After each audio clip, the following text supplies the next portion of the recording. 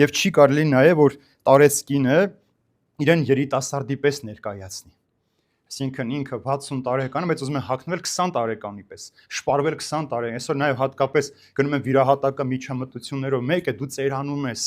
դու լավ է քո գեղեցկությունը պահես այնպեսին ինչպեսին կա, քան դու փորձես երիտասարդի պես հավասար կյանք ունել։ Տեսեք ինչքան կարևոր բան է, որ եկեղեցում եւ տանը եւ հասարակության մեջ տարեցկինը ինչպեսի կեցված պիտի ունենա։ Երկրորդ ասում է թող լինեն մաքրակենցաղ։ Ինչ ասել է սա։ Ուրեմն կինը պետք է սուրբ կյանք ապրի եւ իր օրինակով մյուսներին եկեղեցի առաջնորդի։ Այսինքն չի կարող մարդը ասել ես հավատացյալ եմ, եկեղեցի եմ գնում, բայց բամբաստկոտություն անի, չարախոսություն անի, ծխախոտ ծխի, գինեմոլությամբ զբաղվի, այսինքն այս ամենը չի կարող, այսինքն մաքուր կյանք պիտի ունենաս։ Ինչու՞ է քահանայի պարն ասում է դու անմեղադրելի վարք պիտի ունես, այսինքն քահանան այնպեսի մեղք չպիտի ունենա, որ հասարակությունն մեղադրի,